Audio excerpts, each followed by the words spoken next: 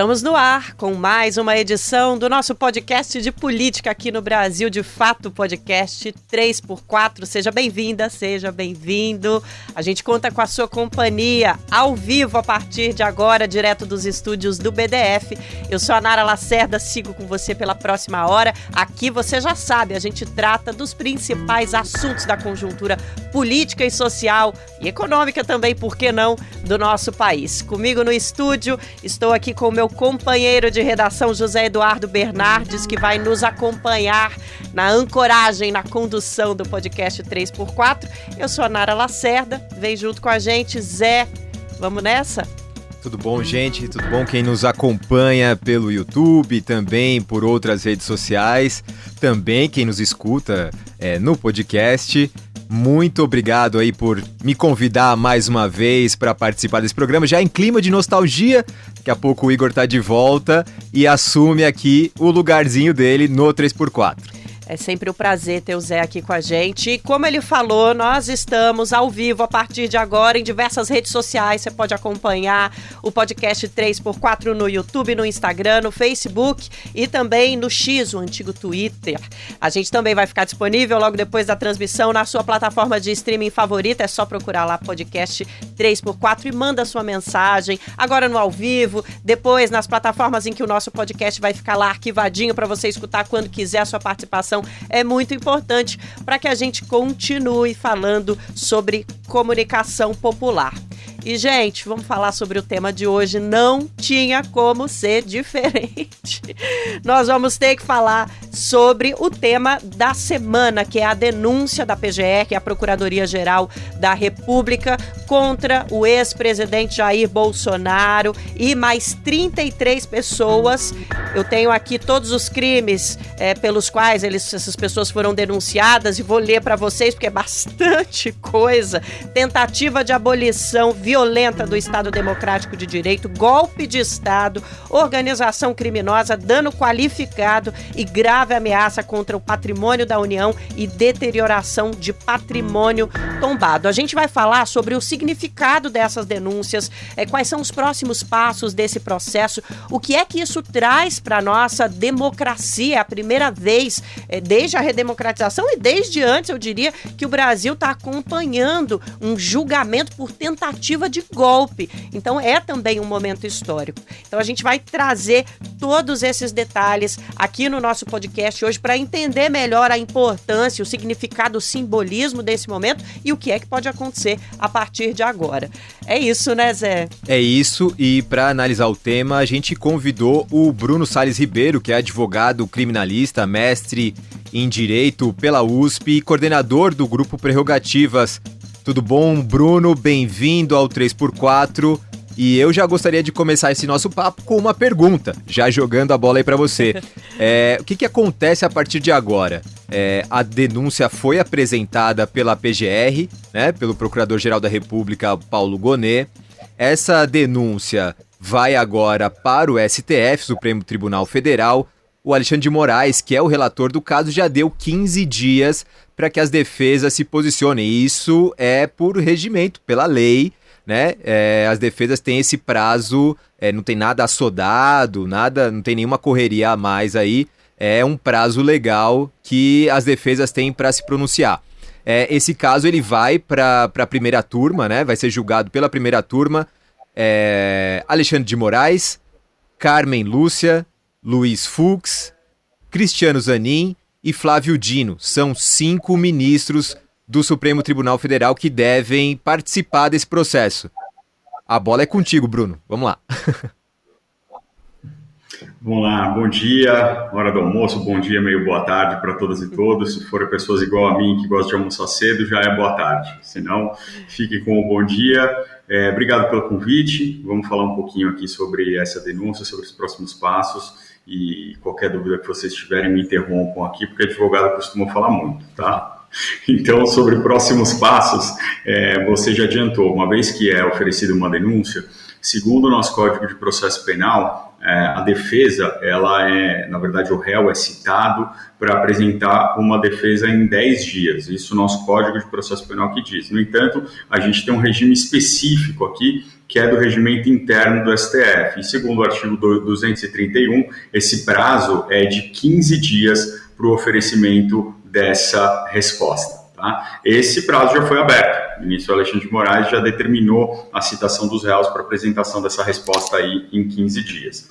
Pois bem, que as defesas podem fazer? Bom, elas podem alegar todas as matérias de direito, né? Elas não podem alegar matérias de fato, não é um lugar onde você vai dizer eu fiz ou eu não fiz. Ele vai dizer, essa denúncia está errada, ela não descreve exatamente os fatos que são imputados, é o que a gente chama de inépcia da denúncia, ou essa denúncia não é ancorada em elementos probatórios suficientes, é o que a gente chama de justa causa para a proposição de uma denúncia, ou qualquer tipo de matéria de direito. A defesa do ex-presidente Bolsonaro, dos generais e dos outros denunciados, poderão alegar matérias como, por exemplo, de competência, né, de conexão, dizer, olha, a gente tinha que ter todo mundo em uma ação penal só, por exemplo. E além de todas essas alegações, eles também podem solicitar diligências necessárias para a apuração desses fatos. Que diligências seriam essas? Um exame pericial, por exemplo, algum tipo de documento que precisa ser solicitado ou que pode ser juntado, qualquer tipo de diligência probatória que se justifique o interesse para o deslinde da ação penal pode ser solicitado no momento dessa defesa. E também é nesse momento da apresentação dessa defesa que são arroladas as testemunhas de defesa. São 8 testemunhas por cada acusado, mas há uma jurisprudência que são 8 testemunhas por cada fato que lhe é imputado. Essa denúncia, eu acho que é um pouco mais difícil a gente falar que são vários fatos. Na verdade, é um grande fato que acaba culminando no 8 de janeiro. E aí onde você vai ter a tentativa de golpe de Estado, a tentativa de abolição do Estado Democrático de Direito, e o dano ao patrimônio público e ao patrimônio protegido da União, né, que são os crimes que foram imputados. Aí, claro, e a organização criminosa também é um crime autônomo que foi imputado. Então, depois do arrolamento dessas testemunhas, esse caso deve ir novamente para a PGR para ela se manifestar sobre as alegações da defesa. Dizer, a defesa tem razão, não tem, se manifestar sobre novos documentos eventualmente juntados e se manifestar sobre os pedidos de diligências eventualmente apresentados. Uma vez que tem essa manifestação, aí o ministro Alexandre de Moraes, o relator do caso, vai dar uma decisão dizendo, bom, realizem-se essas diligências ou não realizem essas diligências porque elas parecem protelatórias ou porque já foram realizadas ou porque impertinentes, e vai determinar o começo da instrução. A instrução é quando se realizam as oitivas das testemunhas e dos interrogados. Primeiro vão ser ouvidos as testemunhas de acusação, elas já foram arroladas aqui na denúncia, e são 6 testemunhas de acusação, né? O Marco Antônio Freire Gomes, que era o chefe do Exército, o Carlos Almeida de Batista Júnior, que era o comandante da Aeronáutica, Éder Lindsay Magalhães Balbino, o Ibanez Rocha, que era o governador do Distrito Federal, Clebson Ferreira de Paula Vieira e o Adiel Pereira Alcântara. Essas pessoas vão ser ouvidas primeiro, depois passarão as oitivas das testemunhas de defesa.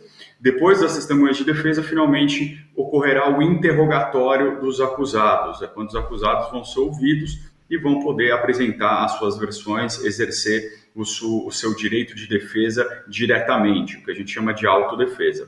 Finda essa fase de instrução, o Ministério Público e as defesas poderão requerer diligências finais, né? O que são diligências finais? Bom, olha, a gente precisa ouvir nova pessoa que foi citada, ou a gente precisa ouvir alguma pessoa novamente para esclarecer determinado ponto, a gente precisa realizar um exame, a gente precisa realizar uma perícia, e o ministro Alexandre de Moraes vai autorizar ou não essas diligências finais. Fim dessas diligências finais, aí é aberto um prazo, primeiro para a Procuradoria-Geral da República, depois para a Defesa, de alegações finais, prazo de 15 dias também. Ô Bruno. Depois dessas alegações finais tudo pronto, aí o processo vai ser pautado para julgamento. Me interrompe aí que depois eu falo como vai ser o julgamento. Não, só queria fazer uma parte aí, porque a gente vai falar sobre isso mais adiante, sobre o tempo, né, que isso pode levar. A gente vai esmiuçar isso de uma maneira um pouco mais cuidadosa, mas queria que você fizesse aí um pequeno prazo aí do que a gente está falando de vários processos, né, várias diligências, volta para a PGR, volta para o Supremo, volta para a mão do Moraes, o Moraes pede aí que testemunhas sejam ouvidas. Qual que é o prazo que isso tem, assim, de maneira bem simplificada, qual que é o prazo que isso pode levar no Supremo Tribunal Federal?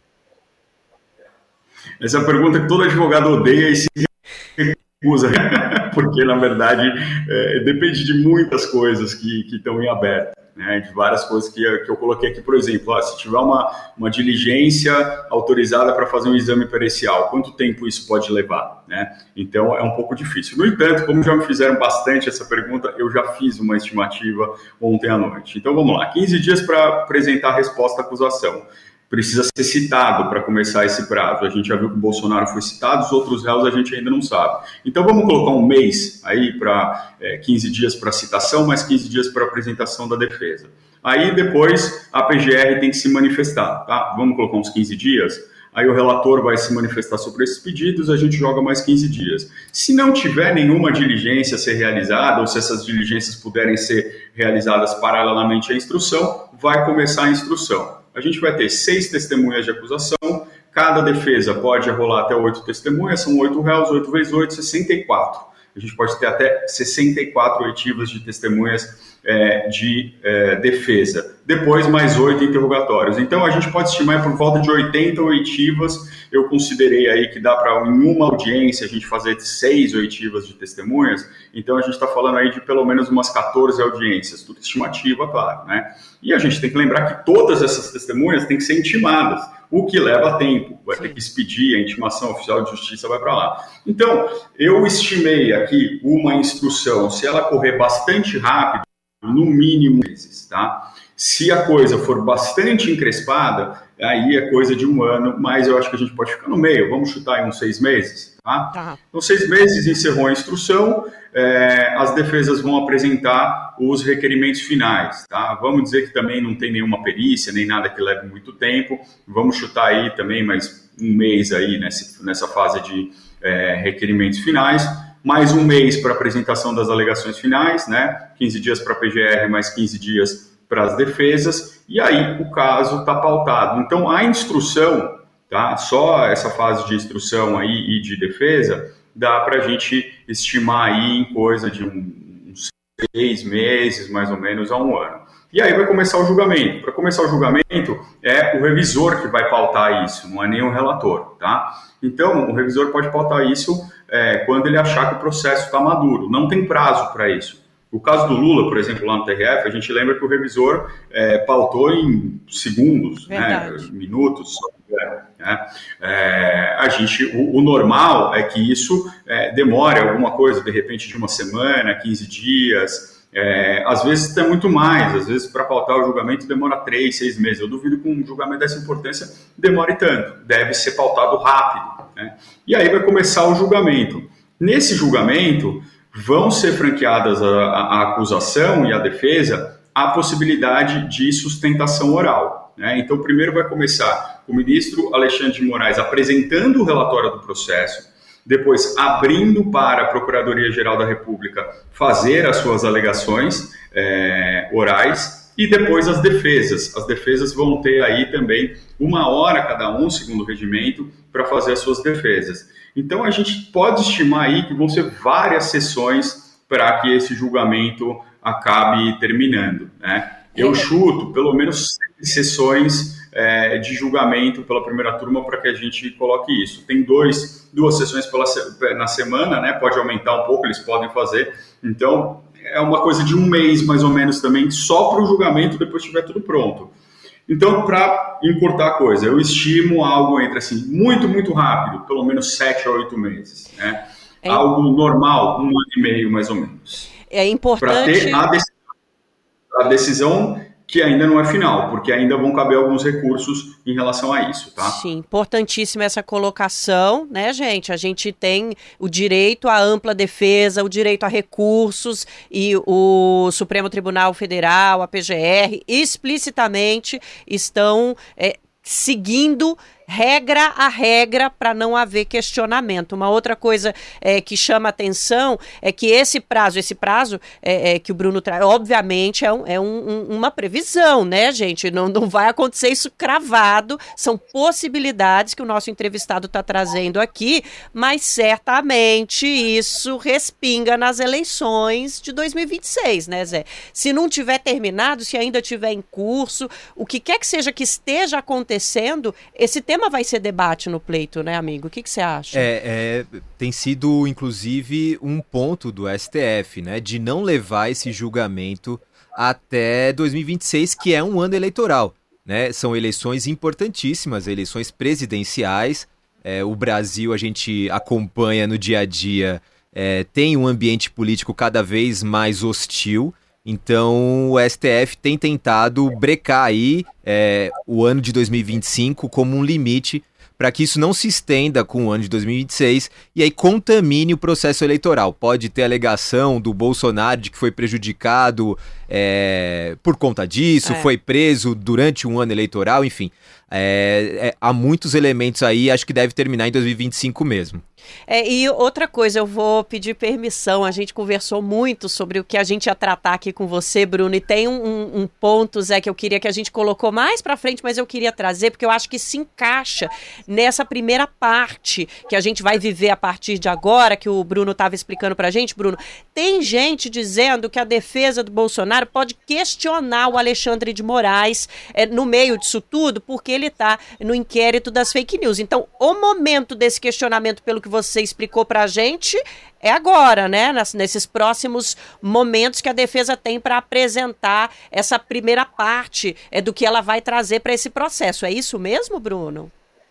É isso, certamente. Eu acho que a competência do ministro Alexandre de Moraes, e aqui quando a gente fala competência, é só para a gente esclarecer para o público aí não jurídico, tá? Quando a gente fala em competência, não está falando se ele é bom, se ele é capaz, né, de julgar um caso. A competência ele é o juiz adequado para julgar esse caso, né? Então essa competência vai ser, com certeza, aí, questionada pelas defesas em vários prismas, né? O primeiro é uma competência por foro. Eles vão questionar por que esse caso está no STF. Né? Vamos falar, não deveria ser uma ação penal originária, como os réus do 8 de janeiro o fizeram, né?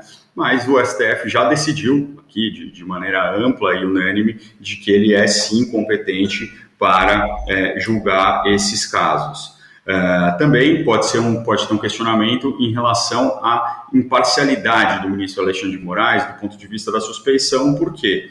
Eles podem dizer que o ministro Alexandre de Moraes ele é vítima, né? Eles falam muito, a extrema-direita fala muito isso. Ele é vítima do processo, ele é vítima, ele é promotor, não sei o quê. E, na verdade, também o STF já decidiu sobre isso, né? Eu acho que dificilmente essa tese vai emplacar, porque, na verdade, quem é vítima aqui é o Estado Democrático de Direito. O ministro Alexandre de Moraes, ele não é atacado aqui pessoalmente, enquanto pessoa, né? Mas enquanto representante da Suprema Corte do Brasil. Tanto é que no caso em que ele foi atacado como pessoa, ele se deu por suspeito. Ele não julgou o caso, né? O caso lá do aeroporto de Roma. Aqui é uma situação diferente, né? Até porque, se nós fôssemos levar isso ao pé da letra, todos os ministros deveriam se dar por suspeito, porque todos foram atacados, uma hora ou outra, né? E alguns foram atacados diretamente. O Bolsonaro fez ameaças diretas ao ministro Barroso, lá naquele 7 de setembro de 2021, fez ameaças ao presidente da corte à época, que era o ministro Luiz Fux. Então tem outros ministros que são cotidianamente atacados, ninguém poderia julgar, né? Fora os ataques à Suprema Corte como um todo, né? Seria muito difícil. Então esse vai ser o momento de alegação, né?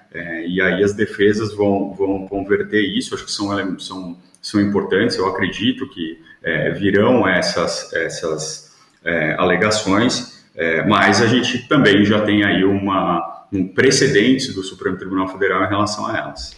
O que o Bruno está falando é que, por exemplo, né, ministro Alexandre de Moraes aparece naquela esquisitíssima tal da Operação Punhal Verde e Amarelo, um nome macabro, né?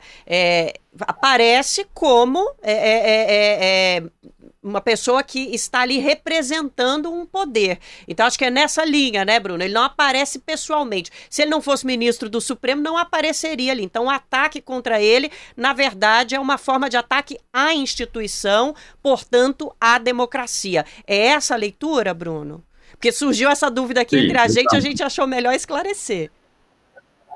Exato, tanto é que no Código Penal, cada crime ele vem dentro de um capítulo, né, de um capítulo ou de um título. Né? Então nós temos crimes, por exemplo, contra a pessoa, é o primeiro capítulo do Código Penal, onde nós temos homicídio, nós temos incitação ao suicídio, aborto, nós temos a lesão corporal, nós temos uma série de delitos ali que são delitos contra a pessoa. Não é o caso aqui, né? Não é um delito contra a pessoa.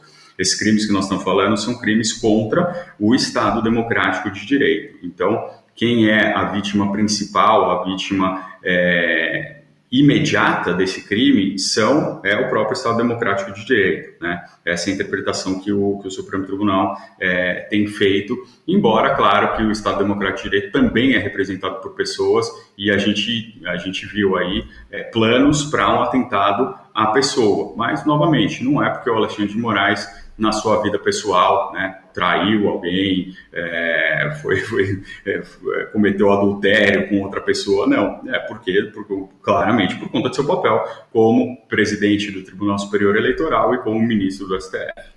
Embora a direita sempre tente personalizar bastante essa questão, fica claro aí no que o Bruno traz para a gente que existe essa leitura. A gente vai mudar um pouquinho de assunto para falar sobre a queda do sigilo da colaboração do Mauro Cid, que a gente chama de delação premiada, né, do ex-ajudante de ordens do ex-presidente da República, Jair Bolsonaro, no mesmo dia em que o Alexandre de Moraes abriu esse prazo de 15 dias para as defesas se pronunciarem, ele também derrubou o sigilo, disse que não havia mais justificativa para manutenção, porque agora, né, a denúncia já estava à mesa, já estava colocado, não tem mais sentido nesse sigilo, e que a defesa também tem que ter amplo acesso a tudo que está escrito ali. Essa publicação, né, essa divulgação de tudo que Mauro Cid fala nessa colaboração, Bruno, pode também reafirmar, balizar a denúncia da PGR, pode trazer elementos até para a opinião pública mesmo, que tornem mais consistente tudo o que está ali colocado na denúncia da PGR. Como é que você vê essa relação entre esses dois documentos? Vamos lá, acho que a gente precisa ter bastante organização até para a gente falar disso, tá? Primeiro, por que está sendo tirado o sigilo agora? Porque assim que diz a Lei 12.850, que é a Lei das Organizações Criminosas e que traz a regulamentação aí da colaboração premiada aqui no Brasil. Tá? Então, esses documentos, o conteúdo dessa colaboração, ele deve ficar em sigilo até o recebimento da denúncia, que agora aconteceu, então se baixa o sigilo dos anexos que pertinem a essa denúncia. Essa denúncia, ela se utiliza de alguns elementos da colaboração do Mauro Cid, mas aqui a gente precisa ter bastante cuidado para que não se trace um falso paralelo com a Operação Lava Jato. Por quê? Na Operação Lava Jato, a palavra do colaborador muitas vezes era lei e era o suficiente para a condenação de uma pessoa. Né? E a palavra do colaborador podia ser muito volúvel e, na verdade, era a palavra do colaborador que a força-tarefa da Lava Jato esperava, né? Não era qualquer palavra. A gente pode pegar o caso do Léo Pinheiro, aqui a história mostrou isso. Ele falou por várias vezes que não tinha qualquer participação do Lula nas reformas, que era algo que eles tinham feito, ele fica preso, e aí, de repente, ele muda essa versão. E é com base, basicamente, nessa versão do Léo Pinheiro que o atual presidente da República, agora, Luiz Inácio Lula da Silva, acaba sendo condenado. Né?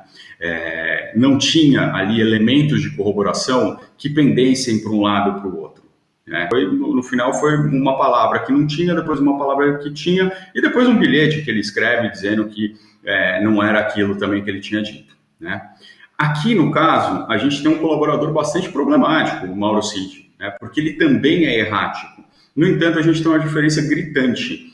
Essa denúncia não está ancorada na palavra do Mauro Cid. Pelo contrário, ela está ancorada em uma profunda e minuciosa investigação que arrecadou uma série de documentos, que fez de bastante profundas, inventivas e curiosas em determinados momentos, e por isso as palavras do Mauro Cid, elas são comprovadas, elas estão ancoradas aí em um farto arcabouço documental. Então, eu dou um exemplo. O Mauro Cid diz que ele estava em contato com o general Mauro Fernandes, né, que era um daqueles mais radicalizados ali na entourage do Palácio. E aí você tem mensagens dele. Mensagens que, inclusive, nem foram entregues por ele, que foram ali arrecadadas pela Polícia Federal, que foram recuperadas da lixeira. Então, não é só a palavra do Mauro Cid. Na verdade, a palavra do Mauro Cid acaba sendo uma comprovação das provas que já tinham sido arrecadadas, né? E isso é bastante importante aqui. Isso a gente já notava quando a gente analisava os relatórios da Polícia Federal. Os relatórios da Polícia Federal mencionavam muito pouco a colaboração do Mauro Cid, porque eles tinham conseguido, por eles próprios, muita informação, e a denúncia agora da PGR também, ela não está aqui debruçada ou escorada na delação do Mauro Cid. Se a delação do Mauro Cid inteira cair, né, se a gente eliminar a delação do Mauro Cid, o caso ele continua bastante de pé, né? Ele tem bastante elementos ainda. E é bom a gente trazer também como elemento, professor, que o Flávio Bolsonaro, filho do ex-presidente da República, disse que, logo após a denúncia ter sido divulgada pelo Paulo Gonet, que essa denúncia era um copia e cola da delação do Mauro Cid. Na verdade, são depoimentos que a Polícia Federal fez durante o último ano, são mais de 27 depoimentos, tem generais de alta patente que participaram, que foram escutados, políticos, ex-assessores do Bolsonaro, ou seja, é uma denúncia robusta, né, que não deixa aí muito espaço para que seja ancorada apenas na questão do Mauro Cid. Posso continuar daqui, Nara? Vai fundo, amigo, que esse assunto tá interessantíssimo que o Bruno tá trazendo pra gente. Inclusive, vamos lembrar, gente, a gente tá escutando o Bruno Salles Ribeiro, que é advogado criminalista, mestre em Direito pela USP e coordenador do Grupo Prerrogativas. O nosso assunto é a denúncia da PGR contra o Bolsonaro, pela tentativa de golpe de mais de 30 pessoas aí envolvidas também. E esse assunto nada mais mostra que a denúncia, apesar de algumas pessoas terem questionado, né, a denúncia é consistente, né? Com certeza. Mas vamos lá. Houve, inclusive, Bruno, uma tentativa de criar um fato político com esse pedido feito antes da denúncia, que foi dos advogados de defesa do Bolsonaro, de que eles alegaram, na verdade, de que não tinham acesso ao processo na íntegra, né? O inquérito, né, lá da Polícia Federal, né? Exatamente. O Alexandre de Moraes, logo na sequência, respondeu, né, não deu provimento, né, como diz no juridiquês, não deu provimento ao pedido da defesa porque disse ali, inclusive elencou os momentos em que a defesa do Bolsonaro teve acesso ao processo na íntegra. São todos fatos políticos que vão se criando ao longo do caminho, Bruno, para tentar dificultar o andamento desse processo? Olha, não, vou discordar aqui, vai ser contraintuitivo o que eu vou falar, mas não acho que isso é um fato político. Eu não conheço os autos, tá?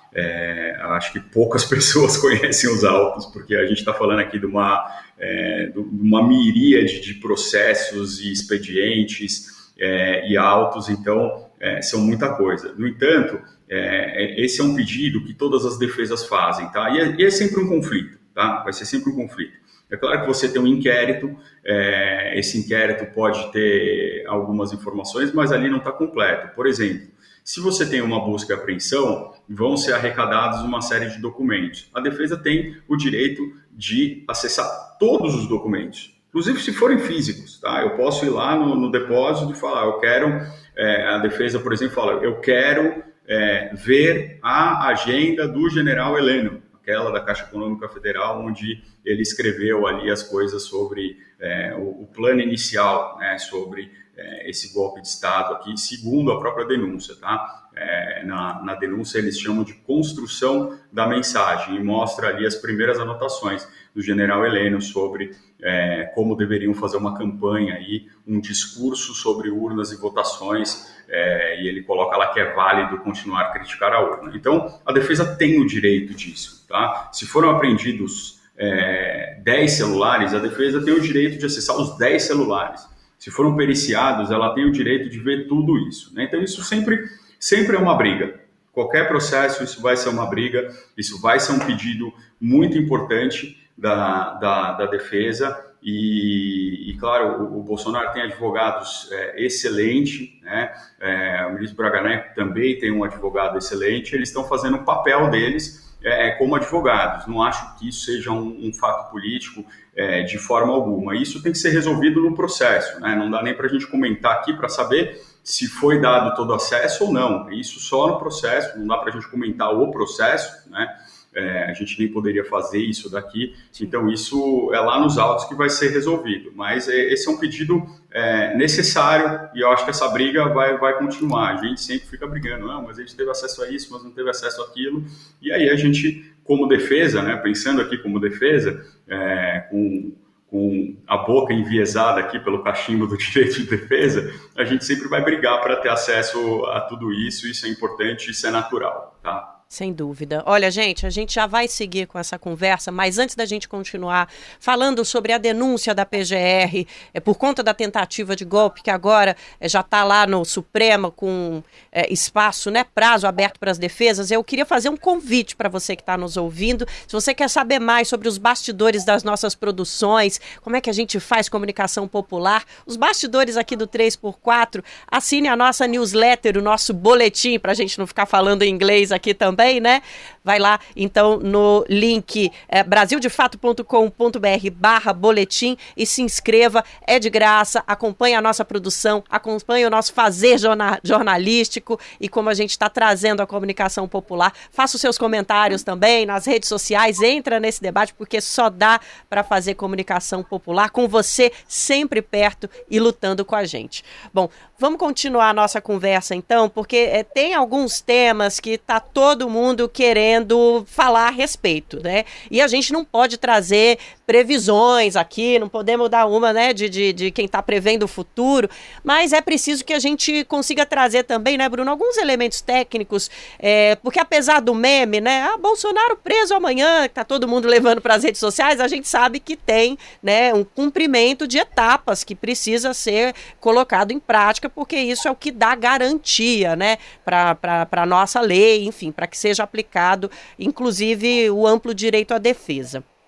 Mas eu queria falar um pouquinho sobre as expectativas que os crimes que são citados pela PGR trazem de condenação, de prisão mesmo. Dá para a gente ter mais ou menos um cálculo, Bruno, né, não prevendo o futuro, mas do que esses crimes podem trazer de pena, por exemplo?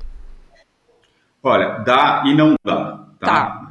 Vou fazer essa resposta em duas partes. O que a gente pode fazer é uma conta de padaria sobre quais seriam as penas máximas de cada um desses crimes. Tá? Então, eu já tinha feito essa conta aqui, eu vou pegar ela aqui, vamos lá. Pela 12850, a associação criminosa, a organização criminosa, ela vai combinar uma pena máxima de até 8 anos. Mas você tem alguns agravantes que foram colocados aqui, tá? E causas de aumento. Então, essa pena chegaria no máximo a 13 anos e 4 meses. Os crimes contra o Estado Democrático de Direito, a gente tem a abolição violenta do Estado Democrático, uma pena de 8 anos, e o golpe de Estado, uma pena de 12 anos. O crime do 163, que é o crime de dano, você tem uma pena máxima de 3 anos, e o crime do artigo 62, inciso 1º da Lei 9605, que é a deterioração de patrimônio tombado, tem uma pena máxima de 3 anos. Tá? Somando tudo isso, a gente teria uma pena de 39 anos e 4 meses. Qual que é o problema de tudo isso? Primeiro, a gente pode somar todas as penas, né? Essa é uma grande discussão. Quando a gente tem o que se chama de concurso material, e a PGR denuncia eles por concurso material, você soma todas as penas. Tá? No entanto, há muitas pessoas que vão defender, e isso foi discutido, inclusive no 8 de janeiro, né, no julgamento dos depredadores do 8 de janeiro, que na verdade você tem que ter aí o concurso formal. O concurso formal acontece quando, mediante uma ação ou emissão, você pratica mais de um crime. Né? Então imagina aqui que eu explodo uma bomba, uma pessoa morre, outra pessoa acaba ferida. Né? Eu teria um concurso formal, porque é uma ação só que causou 2 resultados diferentes, inclusive 2 crimes diferentes, um homicídio e uma lesão corporal. Tá? No entanto, a nossa jurisprudência extremamente punitiva tem considerado, inclusive exemplos como esse que eu dei, concurso material. Então, ao invés de você aumentar a pena do crime mais grave, que seria o caso do concurso formal, você somaria as penas. Eu gosto de salientar isso aqui, por quê? Porque as pessoas ficam falando bastante também, nossa, as penas foram exorbitantes, essas penas foram altas, como se isso fosse uma perseguição do STF, como se ele estivesse fazendo isso agora e nunca tenha feito isso em nenhum momento da sua história, mas pelo contrário. Sim. A jurisprudência do STF é bastante rigorosa e alguns chamariam de punitivista, né? E aplica o concurso formal, o concurso material, em casos onde eu não acredito que deveria aplicar. Tá? Nesse caso, o senhor faz uma relação direta com os golpistas do 8 de janeiro, que receberam até 17 anos de prisão, né? Exatamente, lá foi aplicado o concurso material, tá? Principalmente entre os crimes, principalmente entre o crime de abolição violenta do Estado Democrático de Direito e o crime de golpe de Estado. Então, esse é o primeiro ponto. O segundo ponto a gente não sabe se vão ser condenados por todos os crimes, né? Terceiro ponto a gente não sabe qual vai ser a pena que vai ser condenada. Provavelmente não deve ser a pena máxima de todos os crimes. Talvez a organização criminosa, porque ela tem tantas hipóteses de aumento de pena, que talvez ela possa chegar assim aí perto de uma pena, caso se comprove, né, caso o STF entenda que tudo que na denúncia está ali dito ficou comprovado, pode chegar perto do máximo, sim. Mas é um pouco difícil da gente presumir. O máximo do máximo, na pior das hipóteses, 79 anos e 4 meses. Né? Algo que não parece muito razoável de acontecer. Sim. Bruno... Mas aqui, acho que ainda tem pena, assim, deixa eu só dar um adendo. Claro. Se for condenado por todos os crimes, a pena mínima, ela provavelmente passará de 8 anos. Então, mesmo que seja na pena mínima de todos os crimes, é muito provável que o cumprimento de pena seja em regime fechado. Porque muito quando bem. Passa de 8 anos, o Código Penal e a Lei de Execuções Penais, ela diz que o cumprimento inicial deve ser o regime fechado. Sim. Bruno, aproveitando aí também para falar especificamente do ex-presidente Bolsonaro, há outros 33 indiciados nesse processo, mas a gente não tem como, né? O ex-presidente acaba chamando mais atenção nesse processo. Os comportamentos dele,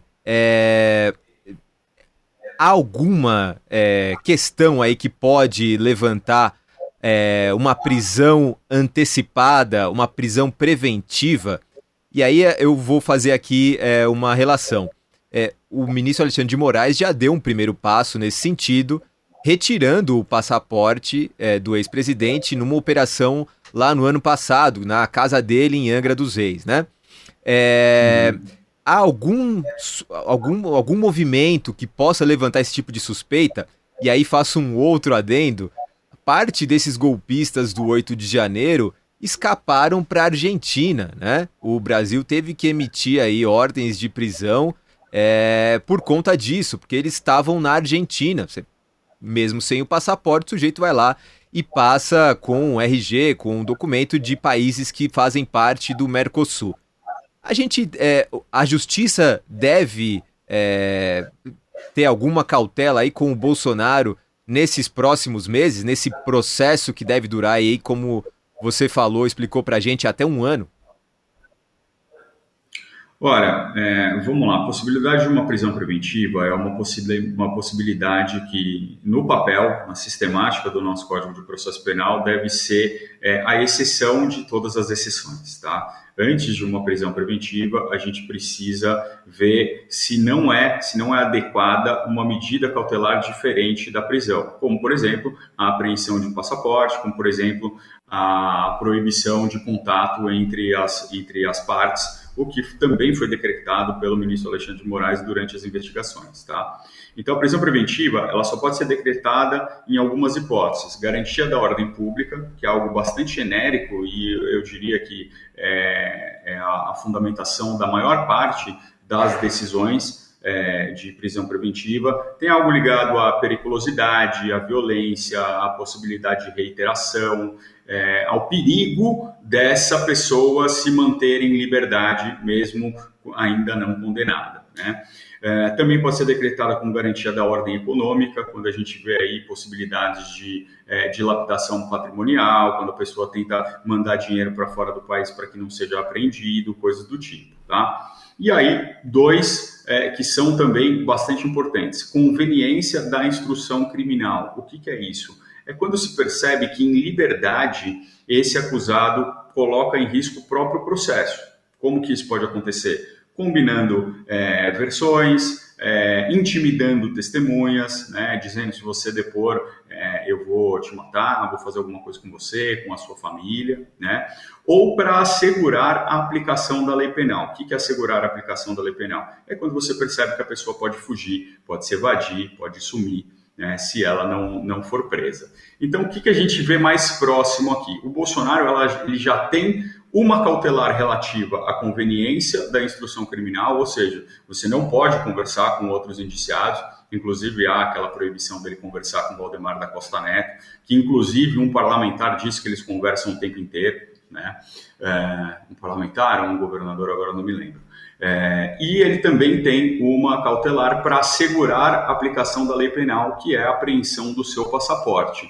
É claro que se no decorrer desse processo acontecerem fatos que demonstrem que essas medidas cautelares não são suficientes, ou seja, Bolsonaro pode fugir mesmo sem passaporte, Bolsonaro continua conversando com outros pessoas relacionadas a esse processo, sobre esse processo e para influenciar esse processo, poderia ter uma prisão preventiva aí. Eu acho isso muito difícil. Decretar prisão preventiva de um ex-presidente da República com a popularidade que tem o Jair Messias Bolsonaro é algo que precisa ter elementos extremamente concretos. Eu vou até dar um exemplo aqui. Já dei um, né? A gente tem aqui informações, parlamentares disseram que o Bolsonaro conversa com outros acusados, inclusive com o Valdemar da Costa Neto. Num processo comum, teria sido preso tranquilamente, tá? Se essa hipótese acontece em um processo qualquer, isso é uma hipótese daquelas de manual para decretação de prisão. E um outro exemplo foi a do carnaval passado, em que o Bolsonaro foi passar aí umas férias ali na embaixada da Hungria, o que tem uma interpretação bastante razoável de que poderia estar lá para que não pudesse ser preso caso saísse algum tipo de medida, ou seja, para frustrar a aplicação da lei penal. Também é um exemplo aí bastante de manual, mas o ministro Alexandre de Moraes não decretou a prisão, determinou que se explicasse, foram fornecidas as explicações e ele não agravou as medidas cautelares que já tinham sido impostas aí ao ex-presidente Jair Messias Bolsonaro. Então são essas hipóteses, eu acho muito improvável que tenha uma prisão preventiva, a menos que o Bolsonaro seja flagrado num jatinho com itinerário indo para fora do país ou num bote tentando chegar na Argentina de alguma forma. Eu acho muito difícil que isso aconteça. A gente está agora ao vivo no ar com o podcast 3x4, conversando com o Bruno Salles Ribeiro, que é advogado criminalista, mestre em Direito pela USP, coordenador do grupo Prerrogativas. O nosso assunto é a denúncia da PGR contra o ex-presidente Jair Bolsonaro e mais de 30 pessoas por tentativa de golpe de Estado, num resumo bem elegante, digamos assim, aqui para quem está nos ouvindo. Bruno, eu queria falar um pouquinho sobre o julgamento disso tudo no plenário do Supremo, porque a gente tem uma decisão de 2023 para que determinados processos não cheguem até o plenário do Supremo, para diminuir o fluxo desses processos ali na casa, né, o trabalho, enfim, acelerar o trabalho do que está dentro do Supremo Tribunal Federal. E eu queria entender melhor, porque os ministros do STF querem que esse processo vá para o plenário do Supremo, mas Bolsonaro não é mais presidente, a gente não tem pessoas com mandato, né, denunciadas, acho que temos algumas, né, mas não todas. Então, queria um comentário seu sobre essa possibilidade de ir a plenário, se está valendo mesmo de acordo com essa decisão de 2023 e como é que você vê? É algo também um pouco para a plateia, né, pela importância, o simbolismo desse processo? Olha, vamos lá. Na época da ação penal 470, o regimento interno do Supremo Tribunal Federal dizia que as ações penais originárias elas seriam julgadas pelo plenário. Isso trouxe um evento traumático para o STF, porque durante um ano a pauta do STF ficou basicamente toda travada para julgar um caso, né? Um caso importante, um caso de relevância, sem dúvida nenhuma, mas apenas um caso. Dali se fez a alteração do regimento interno do Supremo Tribunal Federal, de modo que as ações penais originárias, como aconteceu na Lava Jato inteira, tá? Não é algo que está começando agora, elas foram julgadas pelas turmas. As turmas, elas não têm menos competência do que o plenário, é só uma competência diferente, tá? É isso que é bom deixar muito claro. A turma, o julgamento da turma, ele não vale menos do que o julgamento do plenário. São só atribuições que são dadas, tá, para esse julgamento. Então, atualmente, os julgamentos das ações penais originárias, elas são de competência das turmas, porém, o próprio regimento diz que os relatores podem afetar os casos ao plenário em caso de grande relevância, né? Se eles julgarem, fundamentarem que são casos de grande relevância, eles podem afetar esses julgamentos ao plenário. No caso do Rio de Janeiro, aconteceu os dois. Aconteceu uma parte ser julgada no plenário, lembra? A gente assistiu isso na TV Justiça, né?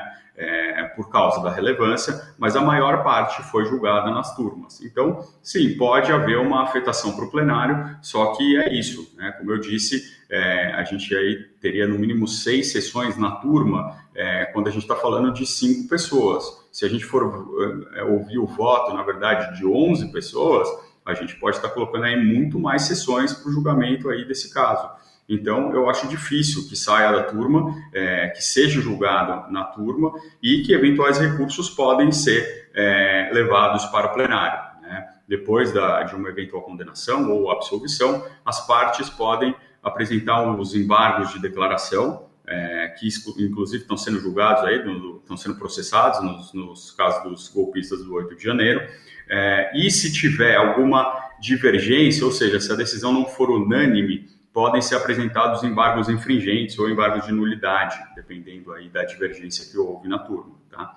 Então, eu acredito que a gente vai ter os dois, o julgamento da ação penal na turma e os recursos vão ser processados no plenário. É assim que eu imagino que vai acontecer e, quando for processado no plenário, a hora que acabar lá é a hora que vai ser decretada a prisão, a hora que vai ser certificado antes de julgado. E, professor, também tem uma questão que foi levantada aí por alguns analistas, de que o ministro Alexandre de Moraes se sentiu incomodado quando levado a plenário a questão dos golpistas do 8 de janeiro, ali há indicados por Bolsonaro ao Supremo Tribunal Federal, né? André Mendonça, o terrivelmente evangélico e o Cássio Nunes Marques, que abriram divergência com o ministro Alexandre de Moraes e acabaram expondo ali o ministro, né? Há informações aí de que também o ministro quer se preservar nessa questão. Mas queria trazer um outro ponto para a gente analisar, já chegando, infelizmente, no final do programa, porque tem muita coisa para a gente debater. Passou rápido, né? Passou rápido. Passou rápido demais. Rápido demais.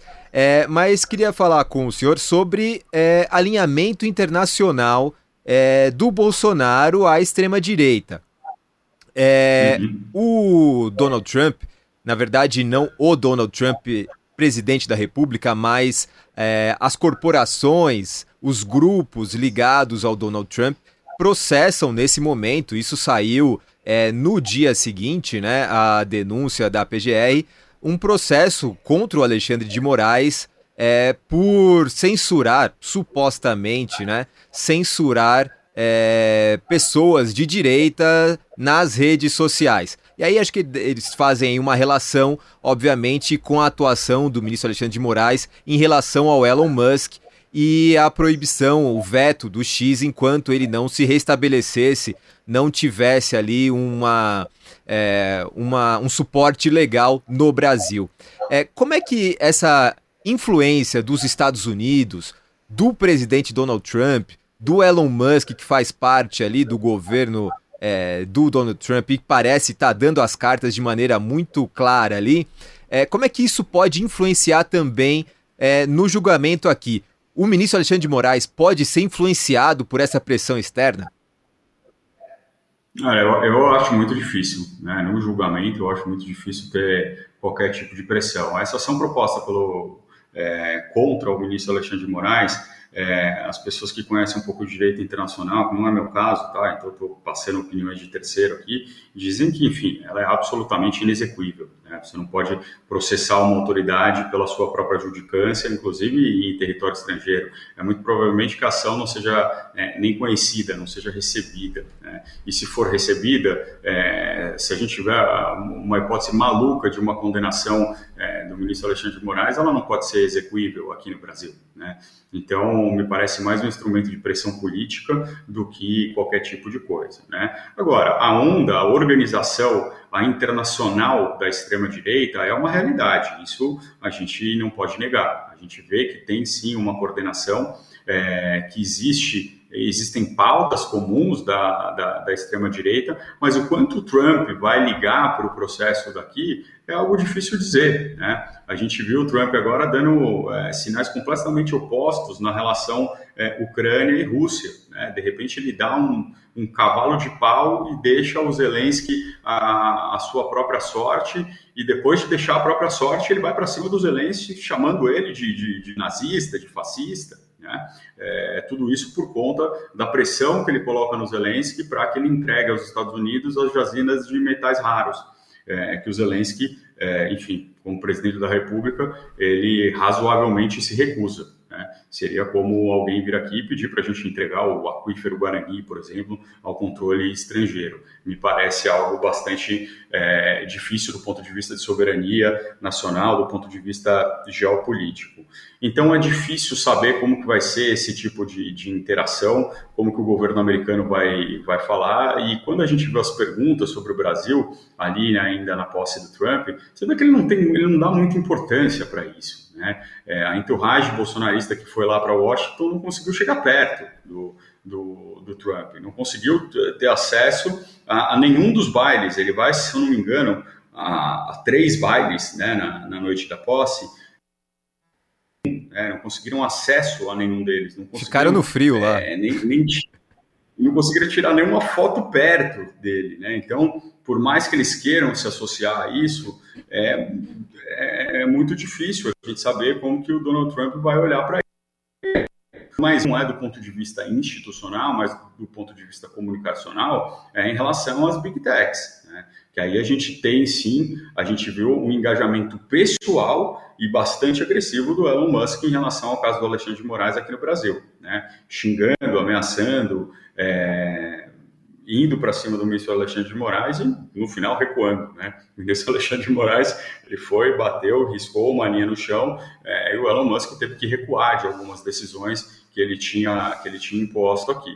Mas eu acho que não é essa briga também pessoal entre Elon Musk e Alexandre de Moraes. O que a gente vê é uma possibilidade muito grande de manipulação para as próximas eleições, né? A gente viu isso, não é uma teoria da conspiração. A gente sabe que isso aconteceu por falta de regulação, no caso do Brexit, no caso da primeira eleição do Trump, no caso de vários casos que apareceram no escândalo, chamado escândalo da Cambridge Analytica, que era uma empresa pequena, que não tinha, eles simplesmente manipulavam aquilo que era desregulado e conseguiram manipular várias eleições ao redor do mundo, e isso quem diz são os próprios integrantes da Cambridge Analytica. Eles fizeram a abertura dessas informações, inclusive perante o Congresso norte-americano, né? Então, isso existe, isso dá para fazer. Isso só pela falta de regulação. Se além da falta de regulação a gente tiver o engajamento